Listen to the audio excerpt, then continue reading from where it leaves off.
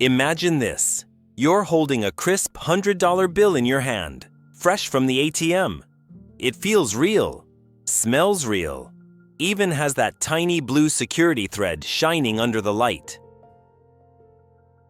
But what if I told you that somewhere, out there, someone could copy that bill so perfectly that even the machines at your bank would accept it as genuine?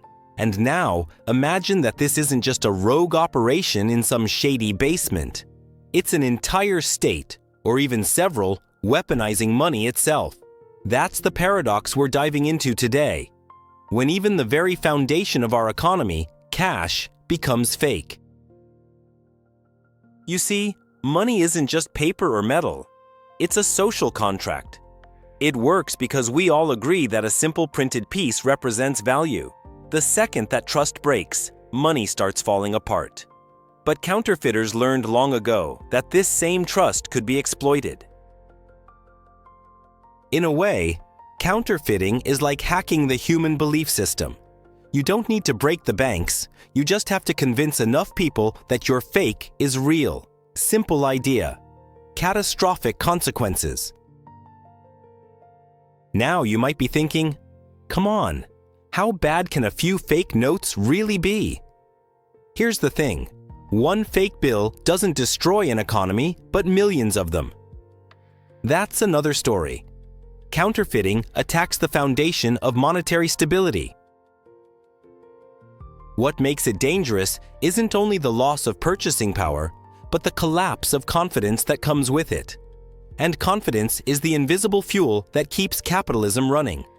Once it's gone, no institution, central bank, or stimulus can bring it back easily. The story of counterfeit money is as old as money itself. In ancient times, counterfeiters altered coins by shaving off bits of metal, mixing silver with lead, or restamping old coins with new kings' faces. But as money evolved from metal to paper, the game changed completely. Printing made it easier to scale things up. Suddenly, fake money wasn't a petty thief's business.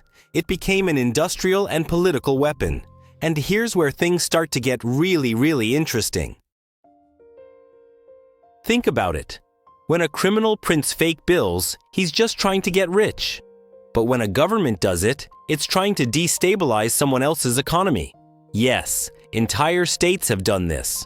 We're not talking about small-time counterfeiting anymore, but a form of economic warfare. Printing fake money became a way to weaken an opponent without firing a single bullet. It's silent, subtle, and devastating. As one might say, it's the kind of war waged with printers instead of tanks. Let's rewind a bit. Imagine Europe in the middle of the 20th century, torn by war. The British pound was the blood of the empire, accepted from India to the Caribbean. So what did one of Britain's biggest wartime enemies try to do? Flood the world with perfect fake pounds, designed to make the British economy implode from within. This was real. Codenamed Operation Bernhard, a team of expert forgers created millions of pounds so perfect that they fooled banks, merchants, and even diplomats. The goal wasn't just economic, it was psychological, to break the trust people had in the British currency. When you start seeing money as a weapon instead of a tool, history begins to look completely different. Wars are no longer just tanks and planes. They're also ledgers, presses, and supply chains. Every superpower figured this out sooner or later. When they couldn't destroy each other's industries directly, they tried to destroy credibility. And credibility, when it comes to money, is everything. Without it, money is just paper dyed green or blue. But let's get a bit more technical for a second. You know how governments talk about inflation, GDP growth, or monetary supply? All those are just ways of describing how much trust people have in currency. Inflation, by the way, is when prices go up because the amount of money circulating increases faster than the goods available. Now imagine adding fake money to that equation. Counterfeit bills act like invisible inflation. They flood the market with unearned value. The result? Your savings buy less, and the economy gets unstable. In that sense, counterfeiters are like parasites feeding off a living organism. They don't need to create wealth. They just siphon off the confidence that others built. Every fake note is a tiny lie injected into the bloodstream of the economy. Small enough to go unnoticed at first, but deadly when it spreads. And the scariest part? There's no vaccine for lost trust. Once people believe money might not be real, everything else starts crumbling. All right, take a breath for a second. Because here comes the twist. Not all fake money is made in basements. Some comes straight from powerful institutions themselves. Shocking, right?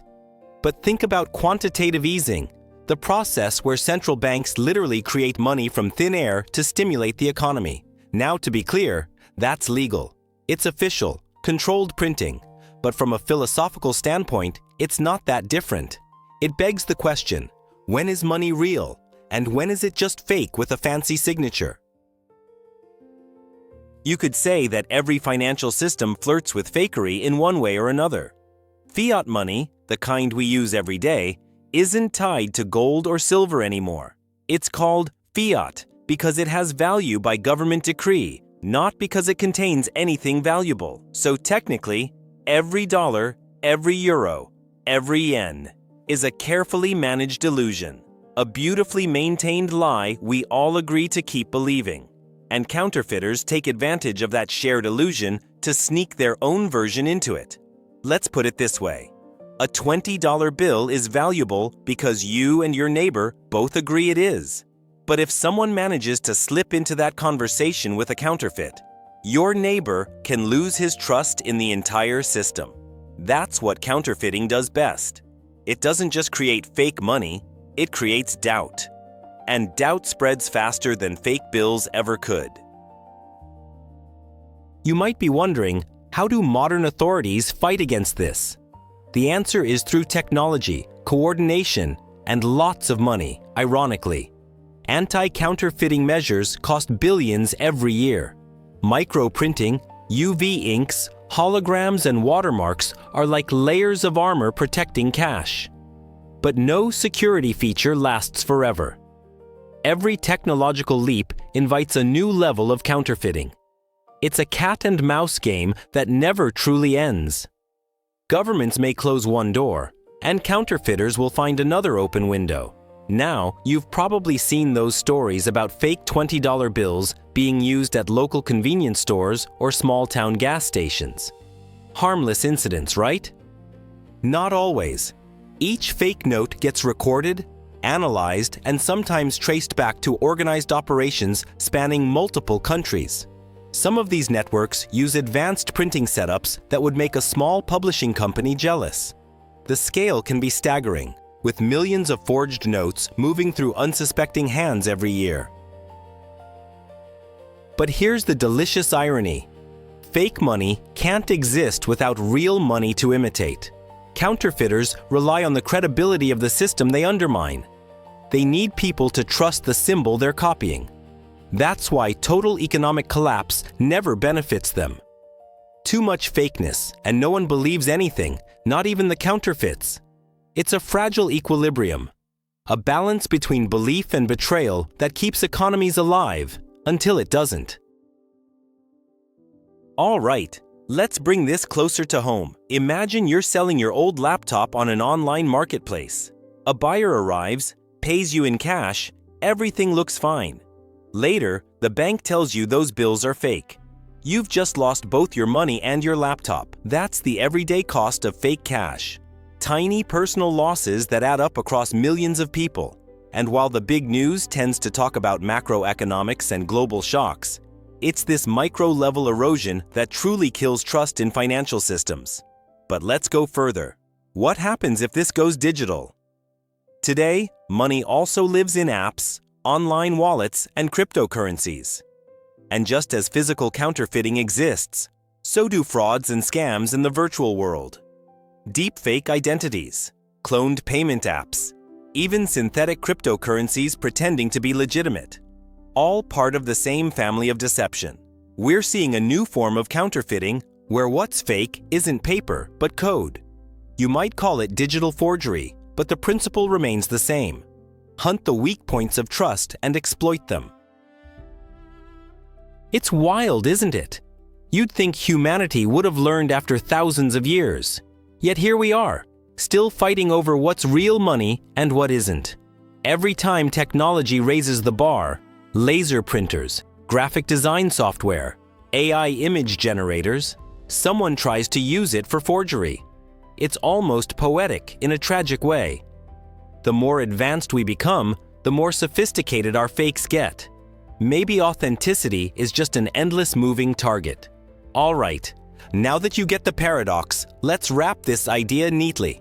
Fake money isn't just a crime, it's a mirror.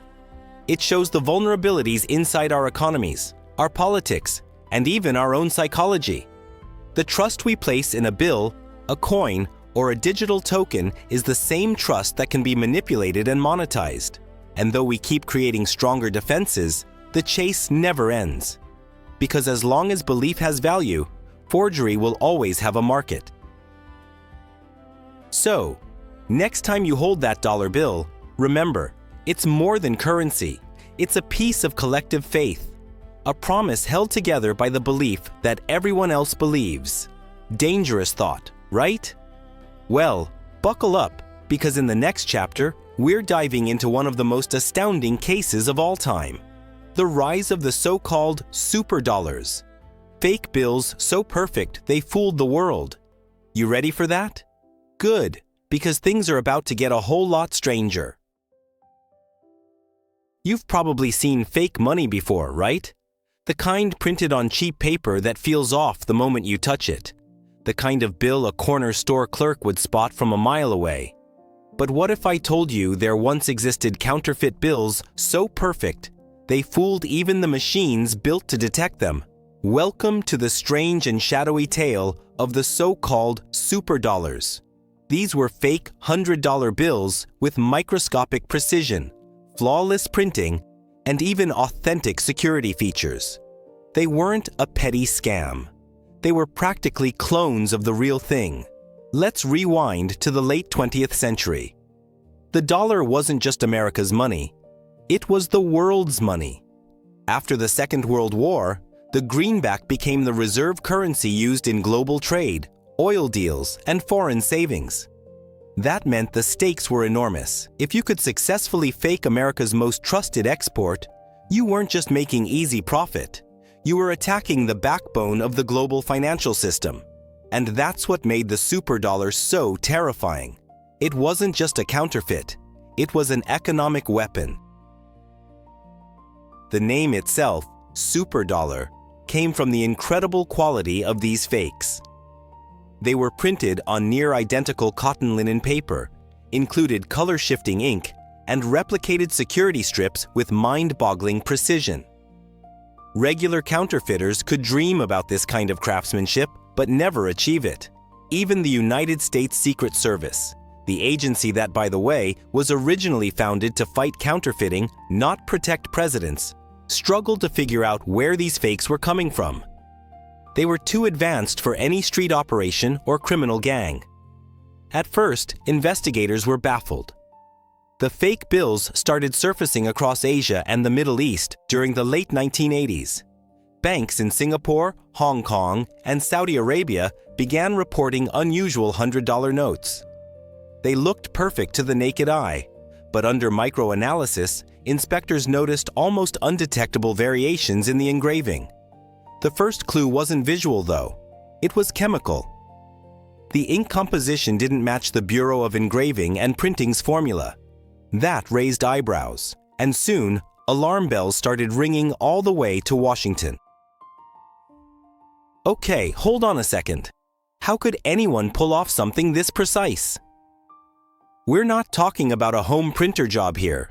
Producing superdollars would require specialized paper mills, high-resolution intaglio presses, and chemical facilities, all equipment costing millions or even billions. So logically, only a state could do it. And that's where the big question comes in. Who was behind it? Over the years, speculation has pointed towards several suspects. each more controversial than the last.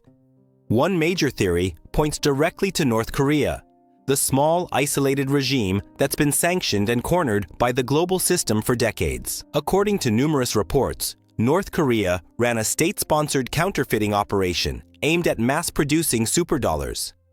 It wasn't just about easy revenue, it was about survival and geopolitical leverage.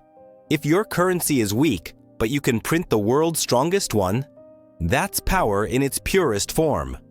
Even experts in the Treasury couldn't dismiss the possibility. In secret briefings, officials even nicknamed the bills North Korean notes. Let's pause for a moment. Why would any nation risk something so audacious? Well, because for North Korea, traditional trade routes were shut down. Economic sanctions hit their main exports and starved the regime of foreign currency. So, according to this theory, they printed their own dollars, literally. Fake hundreds circulated through diplomatic channels, shady trading companies, and black market intermediaries. A handful of those fakes, once they entered global circulation, were nearly impossible to trace back. Remember, money moves fast, and the moment a fake bill hits legitimate banking systems, the line between real and fake starts blurring. But of course, other theories exist. Some investigators believed that the true origin of the superdollars could have been somewhere even more unexpected. Possibly rogue elements within other governments, intelligence agencies, or criminal syndicates that had access to military-grade printing tech. Some pointed fingers at Iran during its conflict with the West. Others whispered about Soviet legacy operations continuing after the Cold War. The truth remains murky, buried somewhere between espionage, politics, and gray market economics. Here's what makes the superdollar case so eerie. Despite decades of investigation, no one has ever found the original printing facility. The government talked about possible locations, from secret underground presses to diplomatic compounds, but none were ever confirmed publicly. Think about that for a second.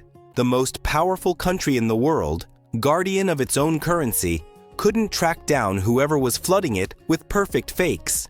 If that doesn't shake your confidence in the system, what will? Let's get a bit nerdy now and talk about the technology side, because this matters. Regular counterfeit bills crumble under a simple UV light or marker pen. Superdollars, though, passed through nearly every test. The paper had exact fiber thickness, the raised printing felt identical to official engravings, and even the security thread reflected UV light in the same pattern. The level of authenticity was off the charts. In fact, early automated counting machines didn't just miss them, they validated them as genuine. Imagine billions of dollars potentially tainted without anyone noticing. That's the nightmare bankers lived with during those years. The problem went global. From Germany to Japan, banks began hunting down suspicious notes. Some foreign governments even stopped accepting cash deposits temporarily, terrified of being accused of holding counterfeits. The damage wasn't just financial, it was reputational. If the almighty dollar could be faked this perfectly, what hope did the rest of the world have? The era of the superdollar forced America to rethink how it protected its financial reputation overseas. To counter this, the Treasury decided to roll out several redesigns of the $100 bill, each one more advanced than the last. New features like microprinting, color-shifting ink, and the now famous blue security ribbon were added. All responses to this invisible war. But design changes aren't cheap. Each redesign cost hundreds of millions in research, production, and coordination with international banks. You could even argue that the superdollar phenomenon forced thee to modernize its currency faster than planned. That's the strange feedback loop of economic warfare. You evolve, because if you don't, someone will exploit your weakness. Let's add a dose of irony here. In their quest to protect the dollar, the may have made it even more fascinating to counterfeiters. Every upgrade invites a new challenge. It's a digital arms race made physical. The criminal mind rarely sleeps. So while the superdollar wave eventually faded, whispers of new versions kept appearing. Experts warned that the skills used to make those fakes could easily migrate to other ventures, like fake passports, forged securities, or even synthetic IDs. Basically, once the tools exist, they don't just vanish, they evolve. Now think about this from a psychological angle for a second. Money isn't just about value, it's about identity. The face of Benjamin Franklin on a $100 bill represents stability, power, and credibility. The idea that someone could recreate that symbol of trust perfectly is deeply unsettling. A fake that perfect doesn't just fool your eyes, it shakes your faith in the entire system. And that's exactly what made the Superdollar truly dangerous. It wasn't the material, it was the message. If they can fake this, what can't they fake? It's also worth pointing out how the discovery of superdollars changed how governments viewed financial security. It's no longer just about vaults and guards. It's about networks and information control. The invisible of forgery means that modern economies now rely on data analytics, tracing serial numbers, and cross-referencing global transaction logs to identify anomalies. Basically, anti-counterfeiting went from microscopes to algorithms. The war moved from ink to code. And yet, we come full circle. Even with all this technology, with satellites, with AI scanning, with central banks coordinating at lightning speed, the underlying vulnerability remains the same. Trust. Money is only as strong as the belief that no one else is cheating the game. The Superdollar story revealed just how fragile that trust can be. It demonstrated that in the right hands, or the wrong ones, paper and ink could destabilize economies just as effectively as sanctions or bombs. Imagine being a central banker during that period, your phone ringing in the middle of the night because another batch of perfect fakes popped up in Southeast Asia. Every legal note might be questioned. Every transaction monitored twice. The paranoia spread quickly. Even average citizens started asking questions when old hundreds were withdrawn from circulation. It became a global confidence crisis in slow motion.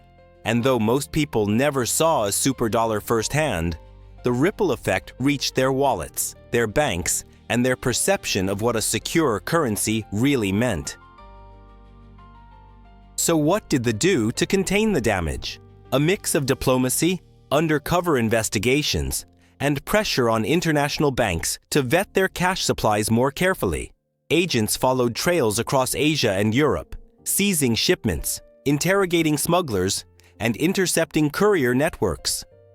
Billions of dollars in counterfeit currency were confiscated over the decades, and yet the mystery printers, the masterminds, never faced public trial. It's almost cinematic, isn't it? Like the perfect crime, where the evidence disappears into the same shadows it came from. The Superdollar saga serves as a grim reminder that no system is infallible. Technology can protect, but it can also deceive. Even today, in the age of digital payments and crypto wallets, the same principle applies. If you can replicate trust, you can manipulate it. That's the ultimate weapon. And it's not about the bill itself.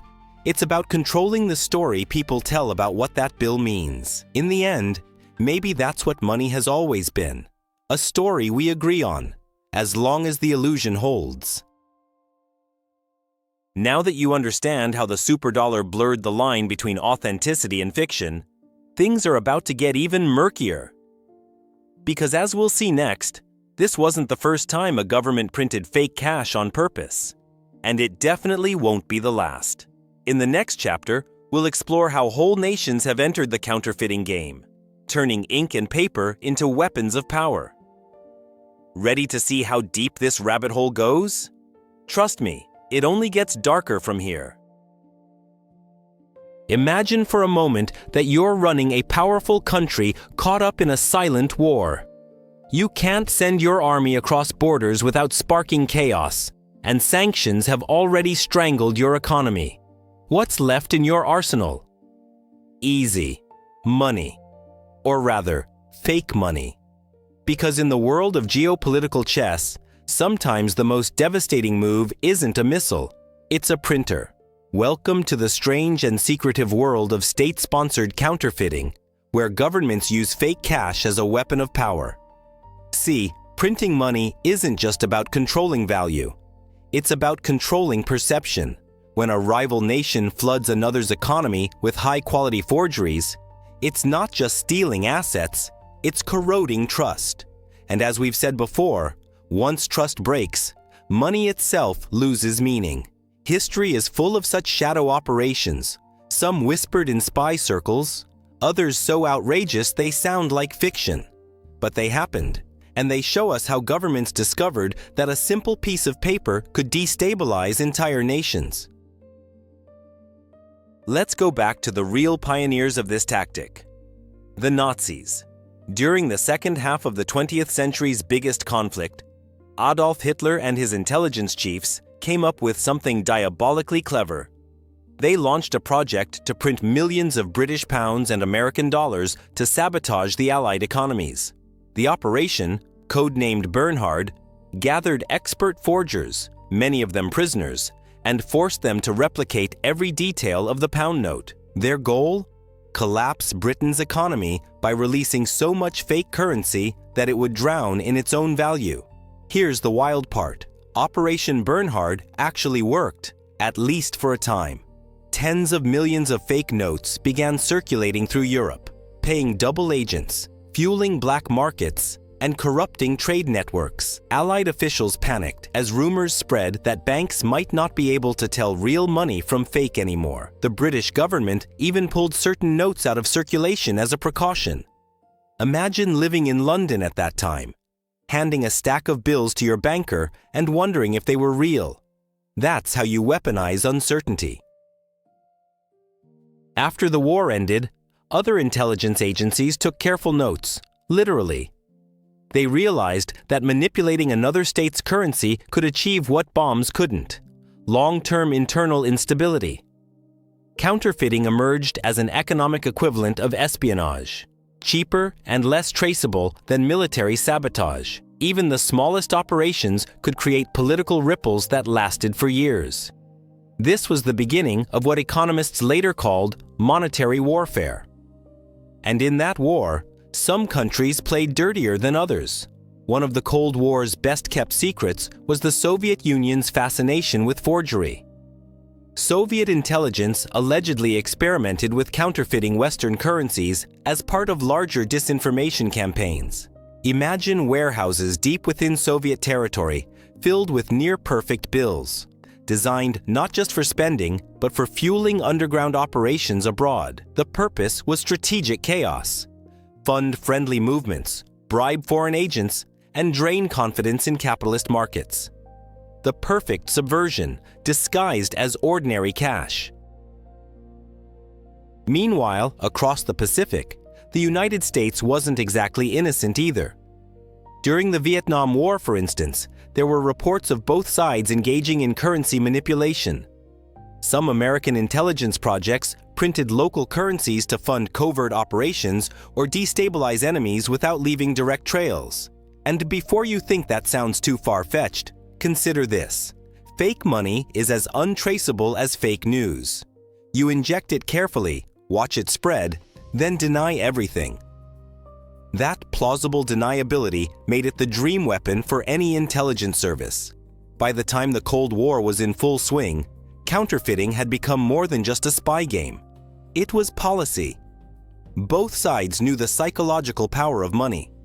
Every forged bill was a silent act of aggression, slipping through borders immune to radar or diplomacy.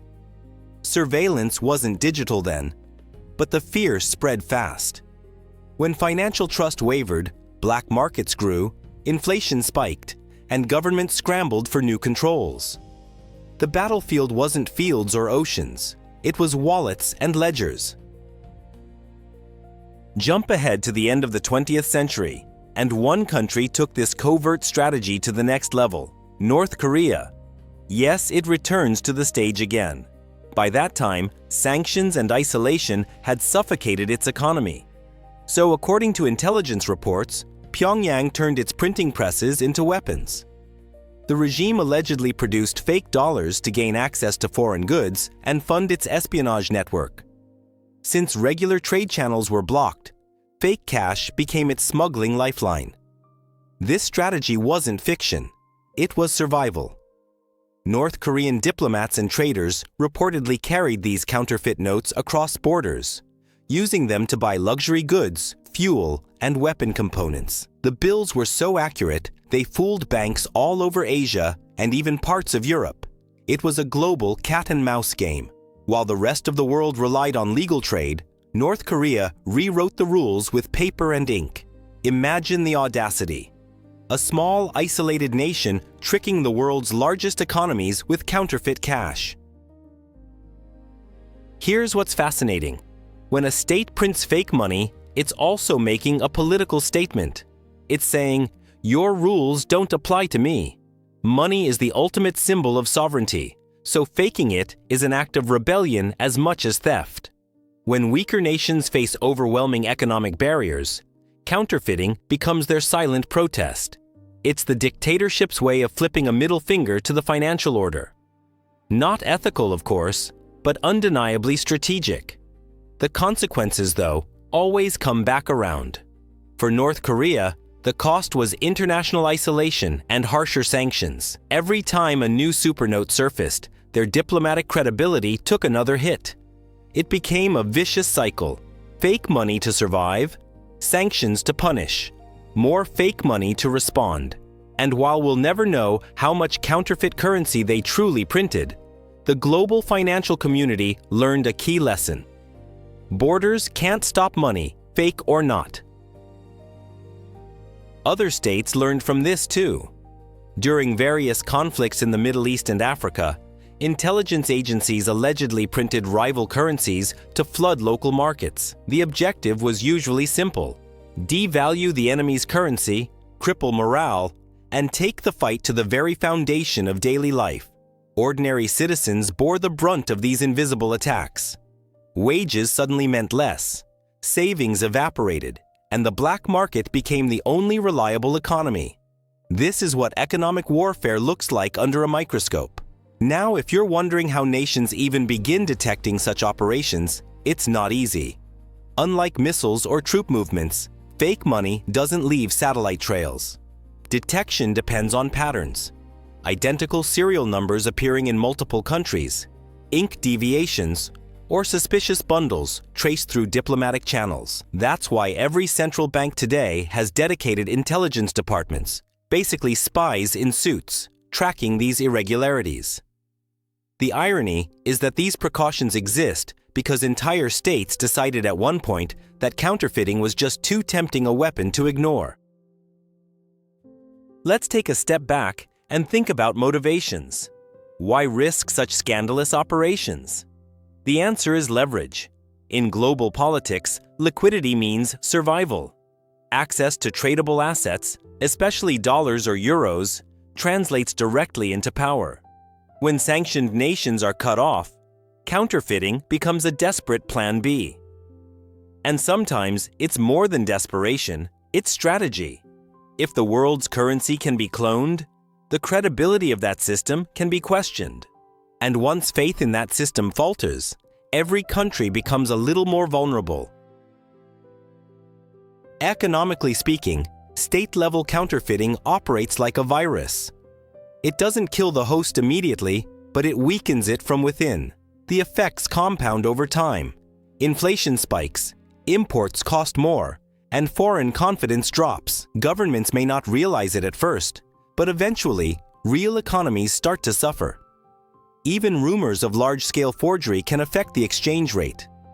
That's why many of these stories never see daylight. They're quietly suppressed to avoid mass panic.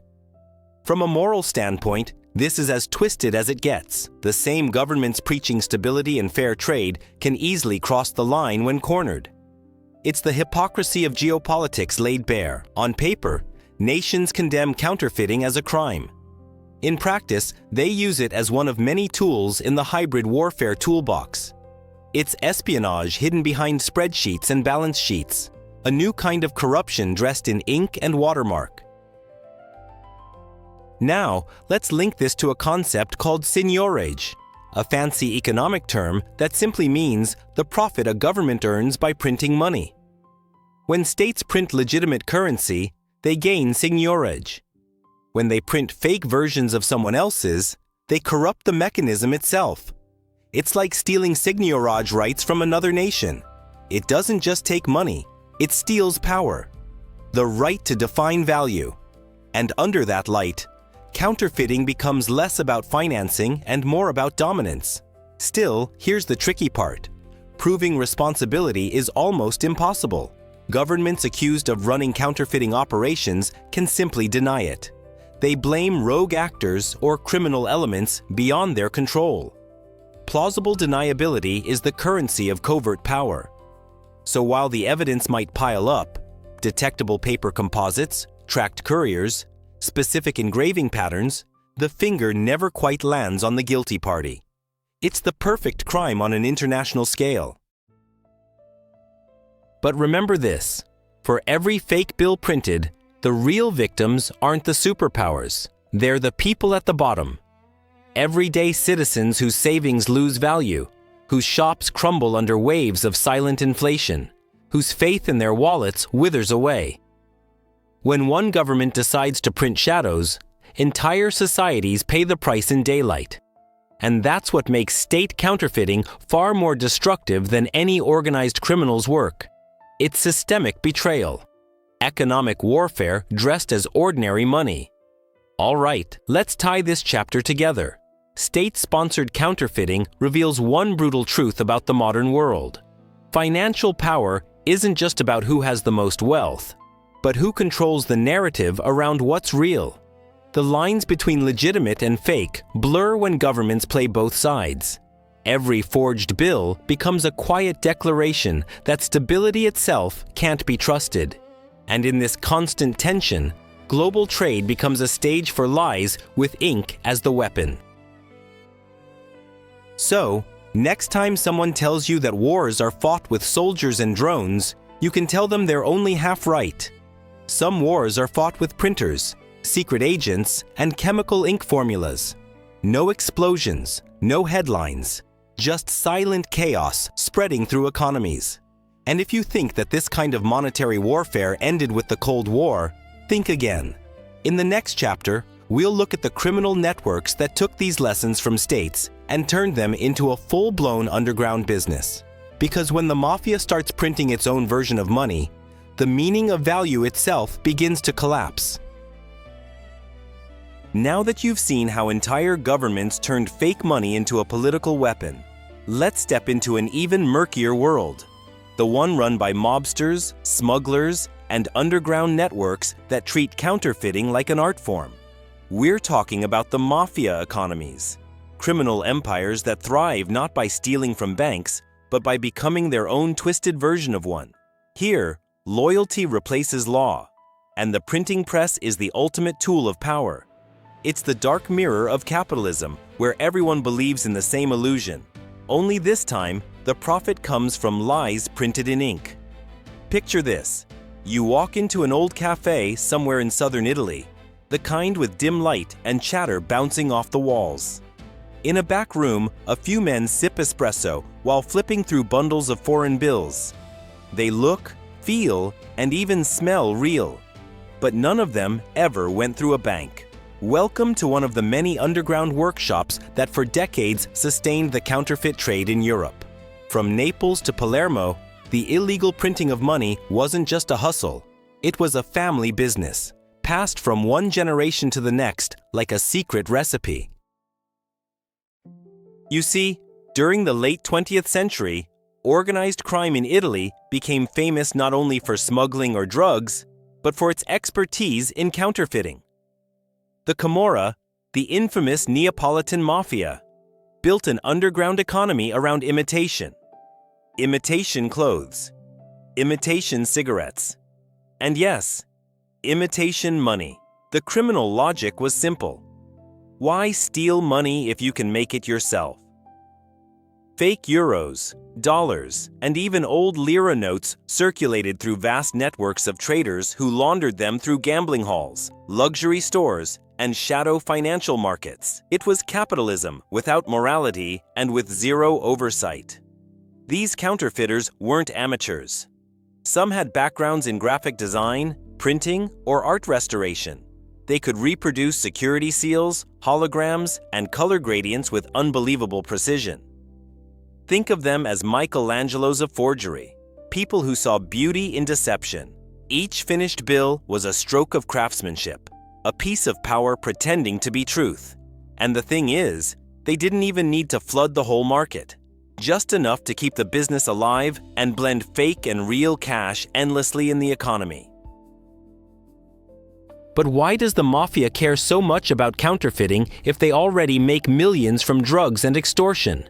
Because fake money gives them one thing the other businesses can't: liquidity without risk. Narcotics laundering draws police attention. Arms trafficking is dangerous. But passing fake bills through dozens of shell companies and nightclubs? Almost invisible. The Mafia learned long ago that financial crimes without victims are harder to prosecute. A forged banknote doesn't cry for help. It simply moves, gets spent, and vanishes. In Latin America, similar stories unfolded. Counterfeiting rings linked to drug cartels started popping up across Colombia, Peru, and Mexico. By the 90s, fake dollars were being produced so efficiently that investigators found entire warehouses full of them ready for distribution. These weren't clumsy copies. Some were printed using stolen industrial equipment from legitimate facilities. Cartels saw counterfeiting as an extension of their trade, another product to move across borders, another way to transform worthless paper into political influence and chaos. Think about what that means economically.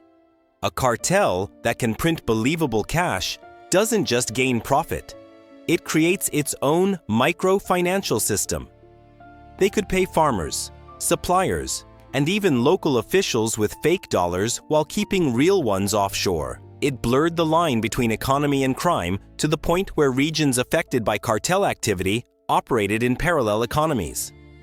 The official currency existed, sure, but so did another one. Silent, dangerous, and completely uncontrolled. The fascinating thing about criminal counterfeiting is how closely it mirrors legitimate finance. Both depend on trust, flow, and perception. A mafia boss is, in a sense, a central banker of the underworld. He sets the rules, ensures circulation, and punishes those who devalue his product. Some academic economists have even argued that successful criminal economies exhibit many traits of real ones. They adapt to scarcity, innovate under pressure, and maintain balance between supply and demand. The only difference is legality and intent. Now let's zoom in to one of the most legendary episodes in the world of crime, the New York counterfeit surge of the 1980s. At that time, New York wasn't just a city. It was the financial heart of the planet, and every drop of that wealth attracted predators. Tied to international mafias, local gangs discovered that fake cash could lubricate their entire operation. They'd print high-quality copies of $50 and $100 bills abroad and smuggle them into the city, hidden in furniture shipments or art frames. In a pre-digital world, spotting a counterfeit required trained eyes, and for years, the gangs thrived. What made this golden age of forgery so profitable was globalization.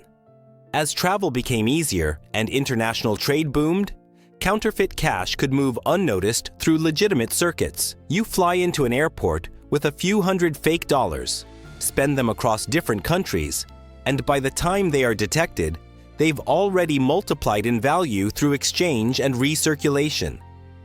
It's the perfect crime in slow motion, carried by consumer indifference and systemic complexity. The modern economy actually helped the mafia professionalize forgery without realizing it.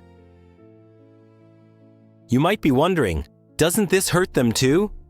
Doesn't fake money devalue their profits? Not really. The mafia has always understood the balance between circulation and scarcity. They release just enough fake cash to maintain demand, but not so much that it triggers panic.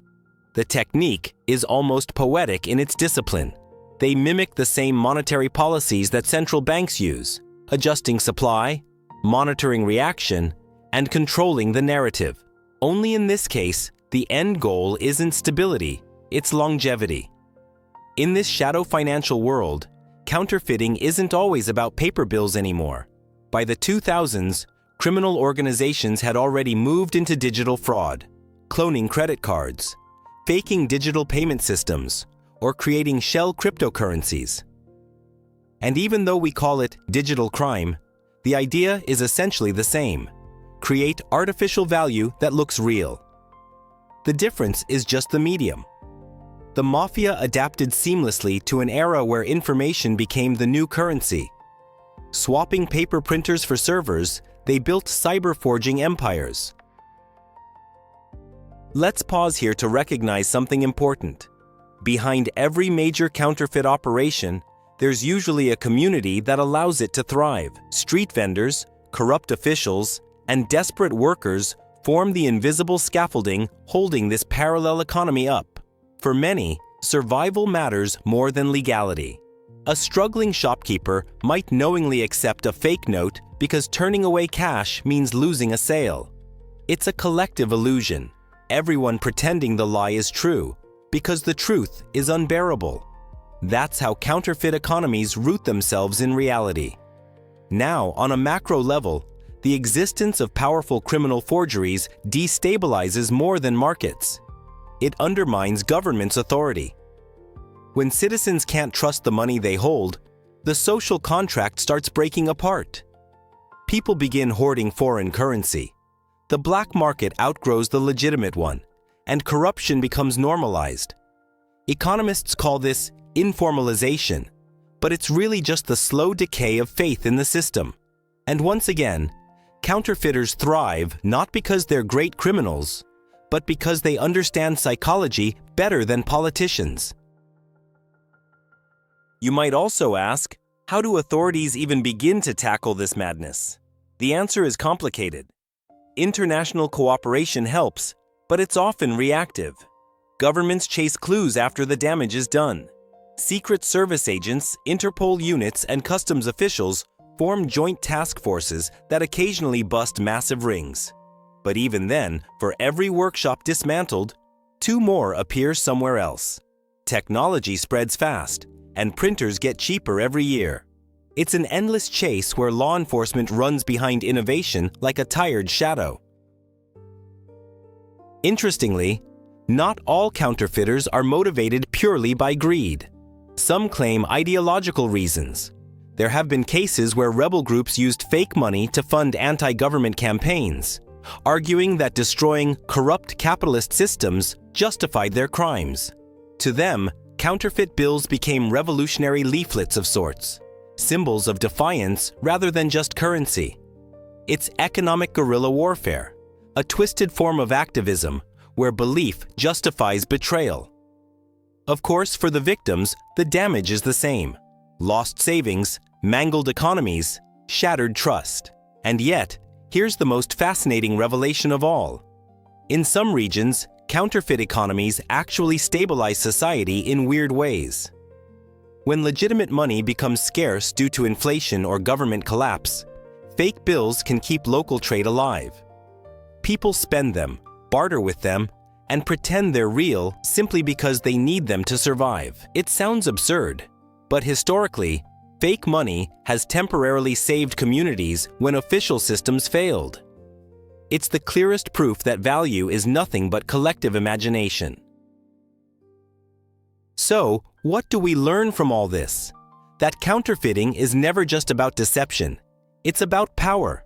Whether it's a mafia boss in Naples or a cybercriminal in Moscow, they all tap into the same human vulnerability: our willingness to believe in symbols. The artistry lies not in printing or coding, but in persuasion. Successful counterfeiters are master storytellers. They sell you a dream made tangible in paper or code and trust you'll never ask too many questions. Okay, let's wrap this one up. Mafia economies have perfected what states once weaponized, printing illusions of value to fund real-world influence. They've proven that with the right mixture of craft, fear and distribution, fake money can outlive bullets and borders.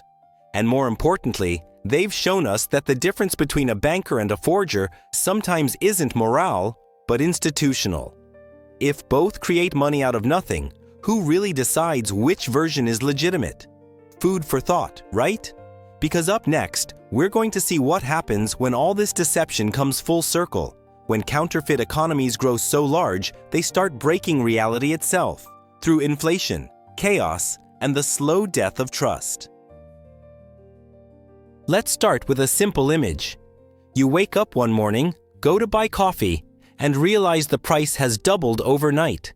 Your savings, those same bills you counted carefully last week, now feel lighter, worthless even. That's what happens when the illusion of money begins to fracture. But imagine how much faster that collapse comes when counterfeit currency starts pouring into the system. What we're talking about here isn't just fake paper. It's a virus eating away at the heart of trust itself. When we talk about inflation, most people think of governments printing too much money. But counterfeiters do something eerily similar, except without permission, control, or limits. They inject unearned purchasing power into the economy, increasing demand without adding real value. Prices respond because everyone's chasing the same goods with more bills, and the result is predictable: chaos. A single fake note might seem harmless, but multiplied by millions, it can quietly erode stability faster than anyone expects. Economists describe money as a medium of exchange and a store of value. Both terms sound fancy, but they boil down to trust. You accept a bill today because you believe someone else will take it tomorrow. Counterfeiting annihilates that belief. Suddenly, every note is suspect. Every transaction carries a whisper of doubt. And once people stop trusting the symbol, the system begins eating itself. Fake bills don't just steal from individuals, they rob entire societies of confidence. Let's put this in context with real examples of how counterfeit economies triggered instability. In certain African countries during the late 20th century, waves of fake banknotes printed abroad entered circulation during civil unrest. The result was explosive inflation. At markets, prices jumped daily, and citizens began trading in foreign currency or gold instead. When official money dies, barter returns, and with it, the slow unwinding of modern life. Once you stop being able to reliably measure value, commerce becomes guesswork, and growth turns into survival. Even in developed nations, counterfeiting leaves scars. During the height of the so-called Superdollar panic, American banks began scanning every $100 bill multiple times, slowing transfers and damaging confidence in the dollar abroad. Just perception alone caused ripple effects. Businesses hesitated, banks baked in higher transaction costs, and international partners grew wary. It proved that money doesn't have to be fully fake to feel broken. Doubt is enough to damage it. Fear feeds through the network faster than any virus could. Here's where it gets fascinating from a psychological point of view. Inflation and counterfeiting both test the same human instinct: faith in value. When you no longer believe your savings are safe, you start spending recklessly, converting cash into things you can touch: food, gold, real estate. Economically, that's the death spiral of a currency. It triggers panic buying, hoarding, and shortages.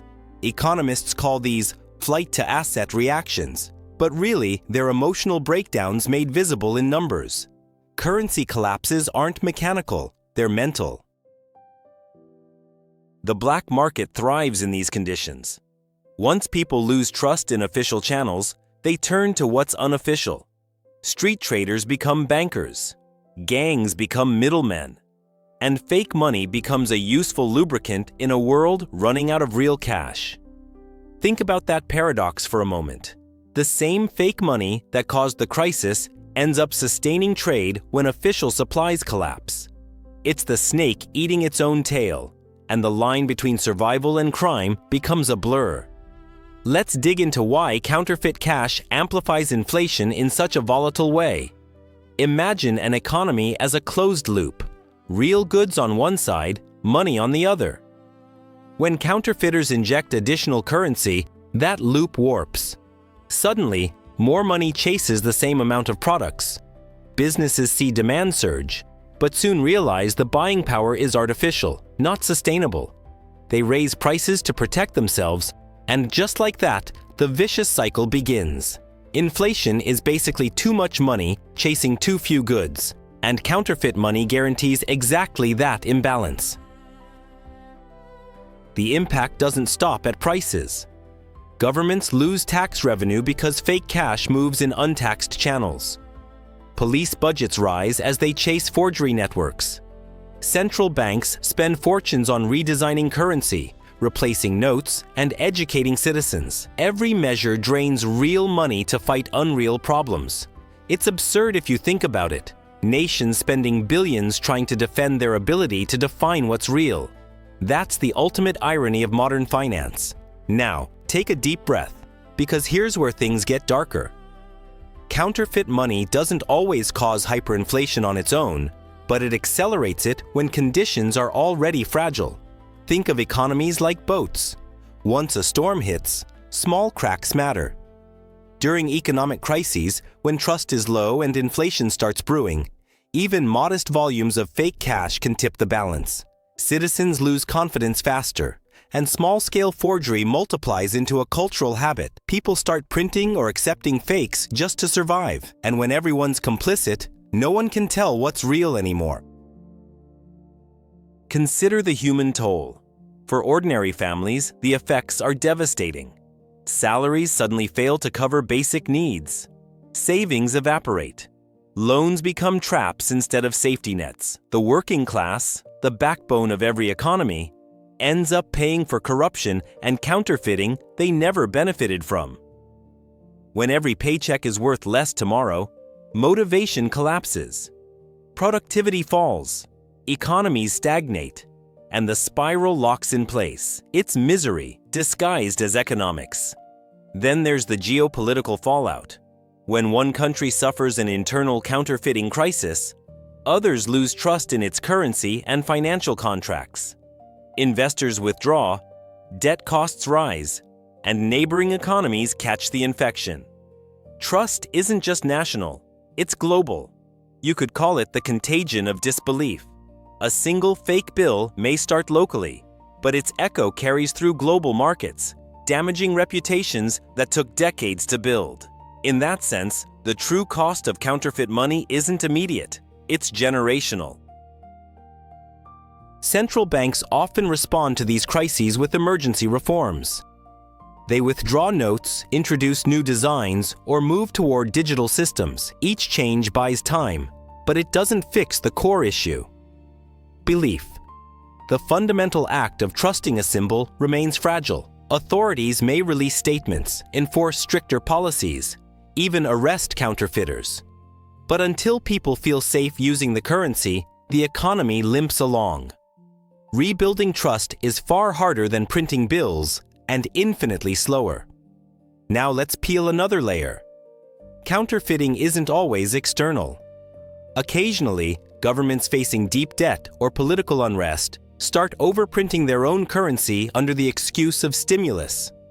Citizens see the results: rising prices and plummeting savings, and the psychological effect mirrors that of counterfeiting. They can't tell whether their money is losing value because of criminal printers or central bank decisions. In the eyes of the public, it's all fake. That blurred line makes the crisis worse because people begin rejecting authority altogether. But is there a way to quantify the cost of lost trust? Not really, not in numbers alone. You can measure inflation percentages or GDP declines, but you can't quantify fear. And fear is what drives societies apart.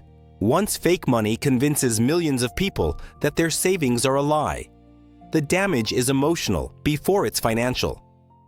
Faith in government dissolves, conspiracy theories bloom, and opportunists exploit panic to seize power. Economically speaking, Fake cash can destroy democracies faster than armies ever could.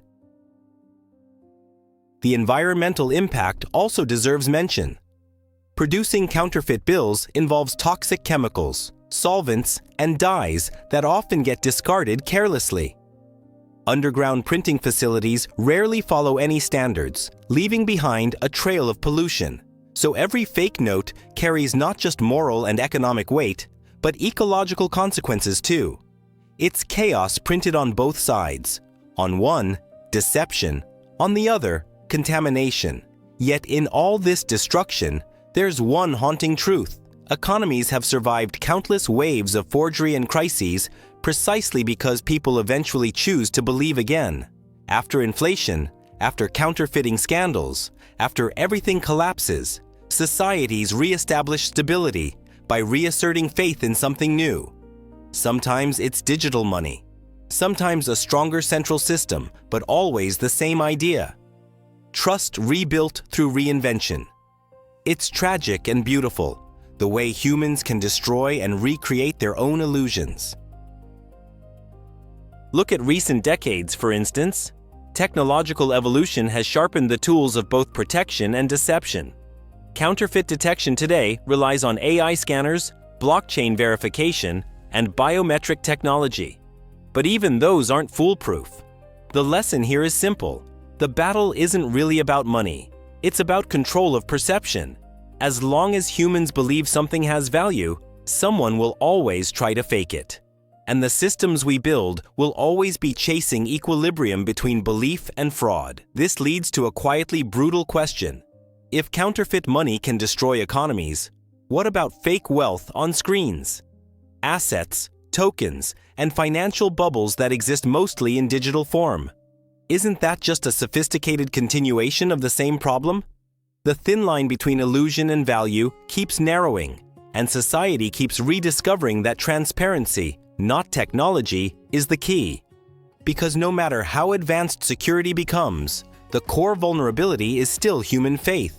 Without that, every economy is counterfeit. So, what's the real cost of fake money? Sure, billions in losses, ruined lives, collapsed currencies. But the deeper cost is invisible, the erosion of social trust. Once gone, it spreads into everything. Politics, media, even personal relationships. People stop believing in fairness, integrity, or shared truth. Money was never just an object. It was humanity's biggest collective story. Counterfeiting doesn't just vandalize bills, it vandalizes belief itself. All right, time to tie it all together. The history of fake money, from small-time criminals to global conspiracies, reveals that the true threat isn't financial, but moral. It shows us how fragile our systems are when everything depends on trust. And it reminds us that inflation, chaos, and collapse don't start with greed or war. They start with doubt. In the next chapter, we'll see if technology can fix this problem or just move it elsewhere, as the world shifts from paper to pixels and the next generation of forgeries moves online. Spoiler: the future may not be any more trustworthy than the past. So far, we've traveled from counterfeit printing presses hidden in wartime Europe to mafia workshops and global financial chaos. But the story doesn't end there. Because today, the idea of fake money has evolved. It no longer needs ink or paper. It lives in data. Welcome to the age of digital dollars, crypto wars, and code-based counterfeits. This is the frontier where technology, finance, and deception collide. Let's start with a simple truth. Every currency today, whether it's dollars, euros, or crypto tokens, is just information. Your money exists mostly as numbers in databases connected by complex systems of trust. That shift from physical to digital has created incredible convenience, but also new dangers. Instead of stealing cash or printing fakes, modern counterfeiters hack systems, clone digital identities, or manipulate cryptocurrencies. The 21st century forgery operates with code instead of presses, and it's just as dangerous. To understand how big this shift is, Imagine this. In the old days, controlling fake money required printing equipment and physical distribution. Now, a hacker in a basement can replicate millions in value by exploiting a software bug. There are documented cases of systems producing phantom transactions, essentially ghost money that never existed but still changed markets. That's counterfeiting too, only more subtle. You can't see it, touch it, or smell it. But you can definitely lose your savings because of it. Here's the twist. Governments themselves are now creating digital currencies. They call them central bank digital currencies, or CBDCs. And while they promise transparency and efficiency, they also raise uncomfortable questions. If every transaction is traceable, who watches the watchers?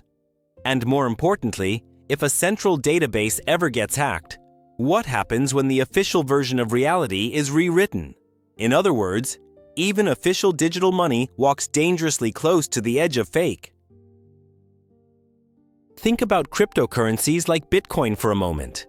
They were supposed to be the antidote, a way to break free from centralized control, to create trustless systems.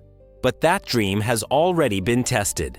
Scams, fraudulent tokens, and rug pulls have flooded the crypto world. The irony is poetic.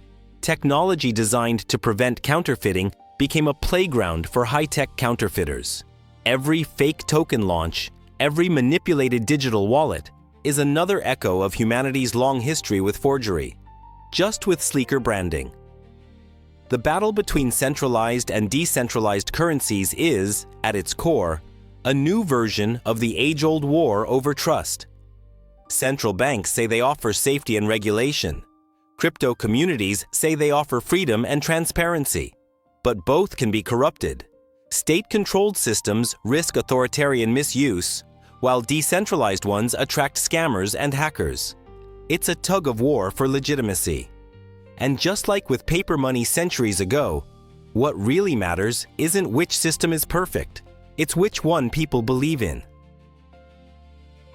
Let's take a detour here and reflect on a concept called digital scarcity. In the physical world, scarcity is natural. Gold is rare, land is finite. But in the digital world, scarcity has to be programmed. Systems like Bitcoin introduced the idea of limiting supply through mechanisms like halving, the event where mining rewards are cut in half over time, making new coins harder to create.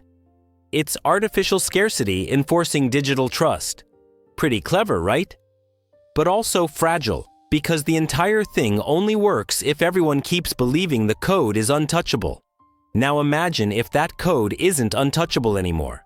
Picture a future where AI systems or quantum computers can rewrite blockchain histories or fake cryptographic proofs. Suddenly, what was trustless becomes totally corruptible, and once again, old questions return. Who controls value, and who gets to define real? We could end up recreating the very centralization cryptos tried to destroy, just digital this time. An endless cycle of trust, built, lost, and rebuilt again. But before you panic, let's clarify. Not all digital systems are doomed. The rise of smart contracts, multi-layer verification, and decentralized ledgers genuinely improve transparency. They make counterfeiting harder, at least for now. What's fascinating is how this fight mirrors history. Every new defense inspires a smarter attack. It's the same arms race that started centuries ago, just accelerated. While governments used to guard printing presses, they now guard servers. The battlefield changed, the logic didn't.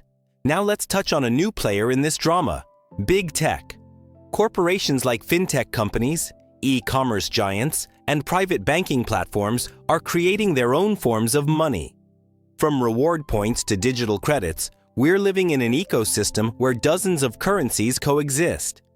Each carries value inside its own bubble, just like medieval fiefdoms once had local coins. But here's the catch. None of them are truly money in the universal sense. They're closed systems of trust, governed by corporate algorithms, and the lines between real and virtual wealth blur even more. When everything from your coffee rewards to your crypto wallet represents a form of currency, the idea of counterfeiting becomes a psychological game. What's fake when all value is digital? Is it a glitch, a hack, or a malicious forgery? The difference starts shrinking. In some cases, the system itself is designed to look real while being manipulated behind the scenes. Think about algorithmic stablecoins, projects that promise one-to-one parity with real currencies but collapse overnight when trust evaporates. One could argue that these aren't much different from the counterfeit operations of old, just automated and decentralized. But beyond the scams and hype, digital money also carries revolutionary potential. It can empower people excluded from traditional finance, lower transaction costs, and speed up global trade. For billions in developing countries, mobile banking and crypto access mean financial freedom for the first time. The same tools that enable fraud also create opportunity. That duality, hope and deceit living side by side, is the true of modern money. Technology, like ink, doesn't care who uses it. It only amplifies human intention. Still, the dangers remain real. Hacked exchanges, stolen NFTs, fake coins, all of it proves that the essence of forgery never disappears. It just evolves. The new forgers aren't shady men in basements, but coders crafting synthetic value through clever manipulation of code and psychology. And instead of police raids, the new chases happen in cyberspace. Digital cat-and-mouse battles between cybersecurity teams and shadow networks operating beyond borders. You could say it's the same movie, just in higher definition. Let's zoom out again. What does this mean for your future? For our financial lives, it means that the illusion of stability is thinner than ever. Whether you hold cash, crypto, or digital credit, your wealth depends on layers of trust you rarely see. If the servers crash, if the blockchain breaks, if the institutions lose credibility, you lose everything. That's the uncomfortable truth of a fully digitized system. No vaults, no safes, just belief stored in silicon. But here's the silver lining. Awareness is your first defense.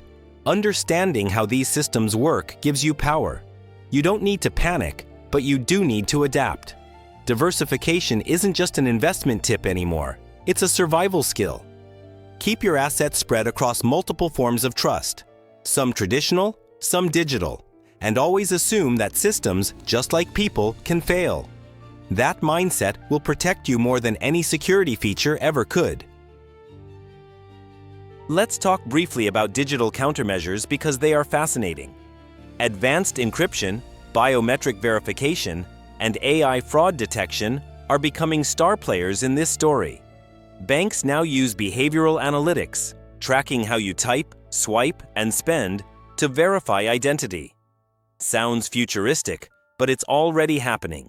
Yet, technology is only part of the equation, because behind every system is a human user, and human error remains the easiest doorway for digital counterfeiters to exploit. One might think that blockchain solves all of this by being public and immutable, but even that's an illusion when the entry points are corrupt. You don't need to hack the blockchain, you just need to hack the people who use it. Phishing scams, social engineering, and fake investment schemes have drained more money than most organized counterfeit rings ever could. It's the same con rebranded for the internet age. The tools change, but greed and gullibility remain timeless. Eventually, the question we have to face isn't just what is real money, but what is real value? We're heading toward a world where data, attention, and even identity can be monetized and faked. Deep fake videos create fake trust. Synthetic voices sign fake deals. Money becomes one piece of a much larger illusion machine.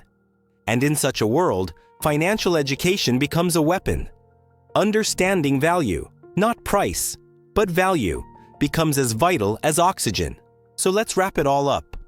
The evolution from forged bills to crypto scams isn't just about technology, it's about humanity's endless dance with belief. We've always tried to cheat the system, to print shortcuts to power. Each generation simply finds a new medium. From paper to pixel, from forgers' workshops to data servers, the story remains the same. Money is whatever we collectively agree to trust. And that trust will always attract those willing to counterfeit it.